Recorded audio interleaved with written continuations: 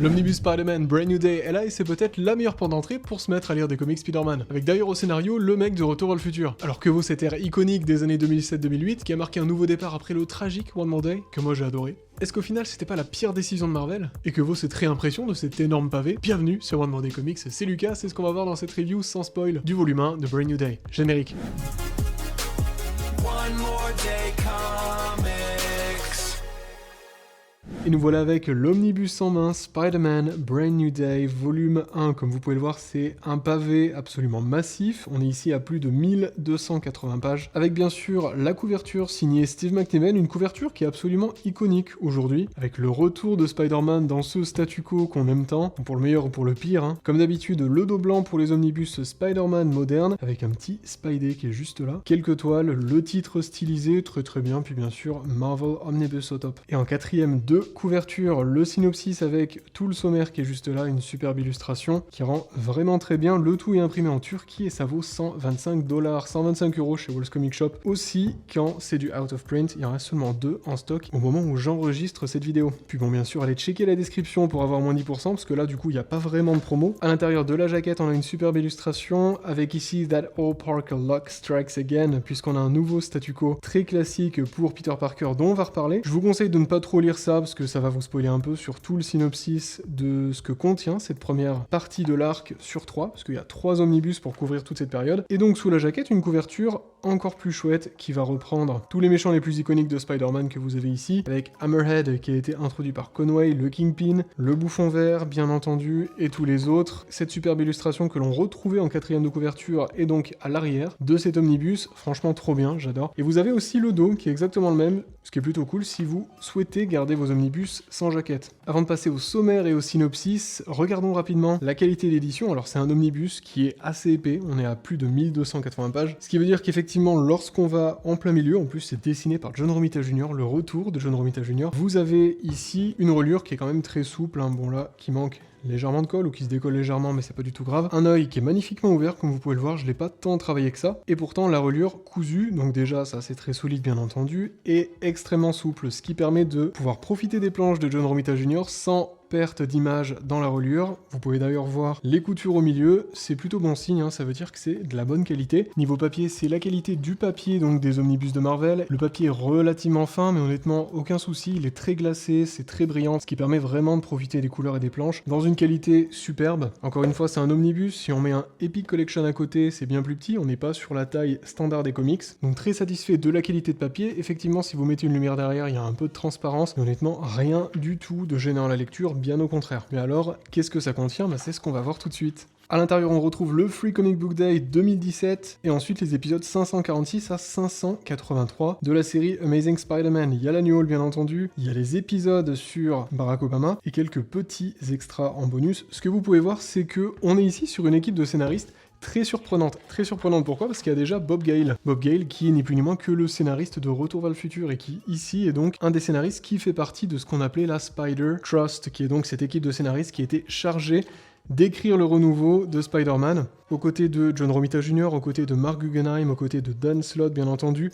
Il y a du Zeb Wells, je sais que Zeb Wells sur Spider-Man en 2026, c'est pas non plus ce qui se vend le mieux, hein. Faut dire que le statu quo depuis stagne un peu, et justement c'est un omnibus qui a pour but de modifier ce statu quo. Alors quel statu quo? Le voici, après les événements de One More Day, on a eu un soft reboot, et le voici, le soft reboot. Peter Parker, qui était marié à Mary Jane, se retrouve désormais de retour chez sa tante alors qu'il ne connaît plus Mary Jane, puis Gwen, bon elle est toujours morte, hein, bien sûr. Son pote Harry est de retour d'Europe, il n'a plus de la toile qui sort directement de ses poignets, hein. Il est redevenu le Spider-Man de l'époque, qui est pas aussi flippant, qui est pas non plus une araignée. Bien entendu, il est célibataire, pas d'argent, il galère, plus personne ne connaît son identité, malgré le fait qu'il ait révélé son identité durant Civil War. Donc l'objectif était en fait un retour au Spider-Man des années 70, en quelque sorte, et on retrouve carrément cette vibe, alors que on nous réintroduit tout un statu quo dans lequel on a un Spider-Man hyper fun, qui est détesté par tout le monde. Jonah Jameson, franchement, le déteste. D'ailleurs, le nouveau patron du Bugle aussi, on a un tas de nouveaux héros qui vont arriver, qui font partie du Registration Act actes donc qui eux sont enregistrés. Donc on a quand même les conséquences de Civil War, même si Spider-Man lui a décidé de ne pas s'enregistrer. Il est donc vu comme quelqu'un de dangereux, les flics n'arrivent pas à décider s'il est de leur côté ou pas. Tante May de son côté, elle travaille à Feast, donc elle fait du bénévolat pour ceux qui ont joué au jeu Spider-Man je me souviens plus du nom du studio là, mais les jeux vidéo qui sont très récents, qui sont très très cool. C'est très inspiré de ça parce qu'effectivement Mr. Negative est de la partie, et c'est d'ailleurs la première apparition de Mr. Negative, juste là, avec un méchant absolument iconique qui va marquer l'histoire de Spider-Man, et ça fait trop plaisir de le voir ici, et un statu quo, alors ça fait très bizarre de le revoir. Peter Parker qui sort en boîte avec Harry Osborn, avec Lily, qui est donc la copine actuelle de Harry, dont le père d'ailleurs souhaite être mère, et Peter qui galère complètement en amour. Mary Jane est même plus là, on sait même pas où elle est, mais bon, il pense à elle, parce que bien entendu, après One More Day, leur couple s'est donc détruit, ils se souviennent plus du tout d'avoir été ensemble, enfin bref, c'est vraiment un reboot, une sorte de reset total de l'univers, et donc on se doute qu'un jour ils vont se retrouver, et que les choses vont s'améliorer ou pas, parce que c'est jamais vraiment revenu de ce que on peut voir. Bon, il aime beaucoup James Jonah Jameson, il a changé de bord bien entendu, non, c'est pas ce qui se passe, il y a beaucoup d'histoires très très cool, parce que vous avez différents arcs par différents auteurs. Il faut savoir qu'à cette époque, il y avait toute une équipe de scénaristes, et si on a autant de scénaristes dans le Spider Trust, comme Bob Gale, Dan Slott, Zeb Wells, Mark Guggenheim et autant de dessinateurs, c'est parce que vous avez 3 épisodes par mois. Donc au lieu d'avoir 3 séries par mois, Marvel avait décidé de sortir 3 épisodes par mois. Ce qui est hyper intéressant parce que ça permettait d'avoir un rythme de publication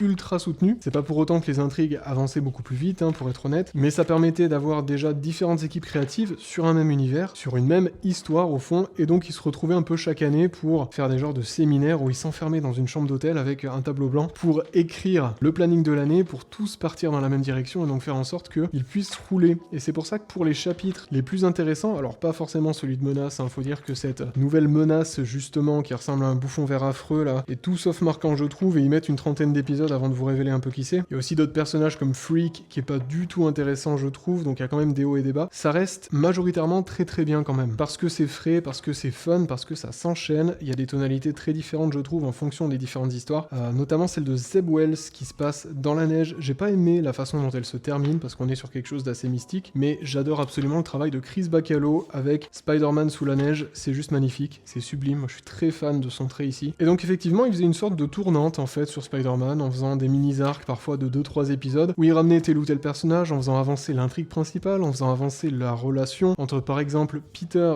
et James Jonah Jameson qui a fini à l'hôpital après quelque chose qui lui est arrivé au début du premier arc. Vous avez aussi l'introduction d'un tas de nouveaux méchants, aussi ce personnage qui est réutilisé dans le jeu de Spider-Man avec la première super vilaine qui est une streameuse, bon ça c'était assez marrant, jusqu'à ce qu'on arrive à New Ways to Die. Pour New Ways to Die, ils avaient besoin surtout d'un dessinateur qui allait pouvoir assurer, je crois que c'est 6 épisodes, un truc comme ça, sans être en retard, et donc ils ont préféré prendre John Romita Jr. qui signe son retour, et ça faisait longtemps, parce qu'on l'avait pas vu sur la série depuis la première moitié du run de Straczynski avant le fameux Past Sins, donc passé décomposé, il était pas revenu après ça, et donc ça fait plaisir de le revoir, parce que c'est un dessinateur qui est très actif, un dessinateur qui est assez iconique par son travail et son trait, et qui surtout travaille très rapidement, et c'est ce qui a plu à Marvel, et donc voilà, c'est aussi un des runs un peu majeurs de cette époque Brand New Day, où on retrouve donc ce Spidey complètement en galère, qui va devoir faire face à un tas de nouvelles menaces, dont le nouveau Venom, le anti-Venom, avec le retour de Norman Osborn, il y a un tas de choses très sympas qui se passent ici. Donc oui, ici on a vraiment une époque assez marquante, où on va retrouver tout ce qui fait un bon comics Spider-Man, avec des personnages marquants, des personnages touchants, du soap opéra à foison avec Spider-Man et les nouvelles héroïnes, mais aussi Peter qui lui de son côté va devoir essayer de déjà payer son loyer, ça serait pas mal, essayer de retrouver Mary Jane, bon ça arrivera plus tard. D'ailleurs on apprendra que dans le volume 3 pourquoi ils ne se sont jamais mariés, donc pourquoi là ils sont un peu en froid depuis ce soft reboot, mais il y a aussi un désir dans la narration en fait de revenir à ce statu quo qu'on retrouvait dans les années 70, notamment avec des bulles de dialogue, pas forcément verbeuses ici, mais notamment des bulles de pensée qui font le retour. Il y a beaucoup de bulles de pensée dans le premier arc notamment, ce qui bien sûr n'est pas sans rappeler les numéros de Gary Conway mais aussi de Stan Lee avec les personnages qui vous expliquent un peu tout. Bon, c'est une façon d'écrire un peu différente, mais ça reste aussi relativement moderne, y a pas de souci à ce niveau-là. Ça reste tout à fait prenant, dynamique, c'est un peu les montagnes russes parfois en fonction des différents arcs et en fonction de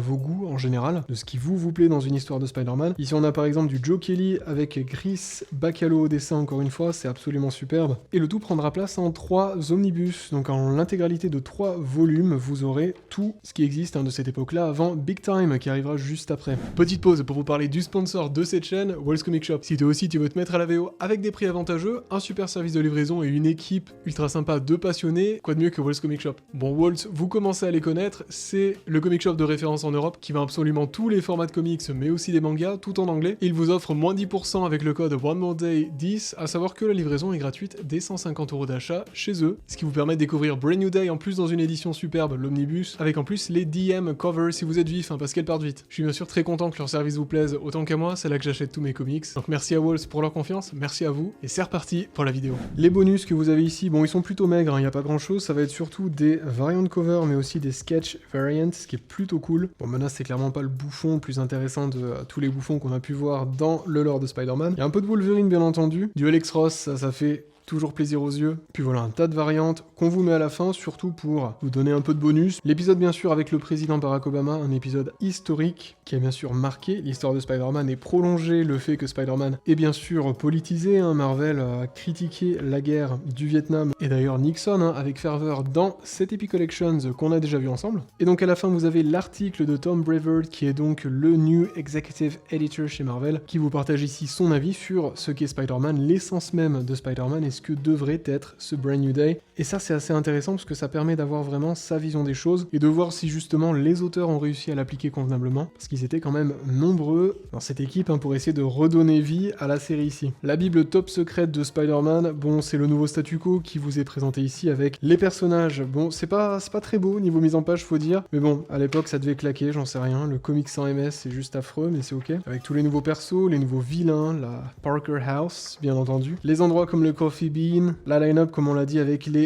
différents mois et donc les différents arcs au fond de ce Brand New Day, des scripts aussi ici pour ceux qui aiment ça, et quelques articles à la fin qui vont revenir sur le retour de John Romita Jr. parce qu'effectivement le retour de John Romita Jr. fallait en faire de la pub, fallait le mettre en avant. C'est un dessinateur iconique qui avait œuvré sur bien entendu le run de Straczynski et donc le revoir ici, ça fait quand même plaisir. Ce numéro ici absolument iconique qu'on retrouvait pareil chez Straczynski, et puis voilà encore une fois des articles promotionnels de l'époque. Le Spider-Man, ça c'est vraiment intéressant, je kiffe toujours le lire, ça fait plaisir d'avoir ces choses-là.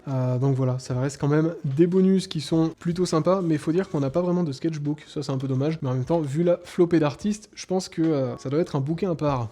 Alors, à qui ça s'adresse ce numéro 1? Franchement, ce volume 1, je le conseille absolument à tout le monde, parce que, outre le fait que le New Comic Book Day qui est au tout début, que le nouveau statu quo, du moins qui est réintroduit, vous permet d'avoir absolument toutes les clés de Spider-Man, en soi, tout le monde connaît le statu quo de Spider-Man, c'est rentré dans la pop culture, donc vous pouvez foncer absolument les yeux fermés. À savoir que c'est pas forcément toujours égal en termes de qualité entre les arcs, mais ça vous permet de découvrir au moins la vibe, au moins l'ambiance de Spider-Man, notamment si vous avez aimé le jeu vidéo, qui reprend pas mal d'éléments de cette époque assez charnière de notre araignée. Bon après c'est vrai que malheureusement c'est une époque qui est souvent mal vécue, parce que One More Day a été très traumatisant pour un tas de gens. Moi j'ai adoré, ça m'y fait un tas de choses, et aujourd'hui on se retrouve avec un Peter Parker plus perdu que jamais je pense, ce qui explique notamment la popularité d'Ultimate Spider-Man. Bref, c'était un énorme pari pour Marvel, et je pense que c'est un pari qui est quand même très réussi, et que c'est une époque injustement boudée pour le coup. En plus le tout ici dans 3 omnibus qui vous permet d'avoir toute la saga avant Big Time, qui devrait plus trop tarder j'espère, et le volume 3, on en reparle bientôt. Merci d'avoir regardé cette vidéo, merci à Walls Comic Shop pour le sponsor, et merci à nos membres de la chaîne qui soutiennent le projet One More Day Comics. Je pense à Jérôme, je pense à Nalix, Comics du mercredi, Super Zero Comics, Archaim et Hades. Merci du fond du cœur à vous les gars. On se retrouve tous les mardis et vendredis 17h. D'ici là, lisez des comics et faites en sorte que chaque lecture compte. Ciao.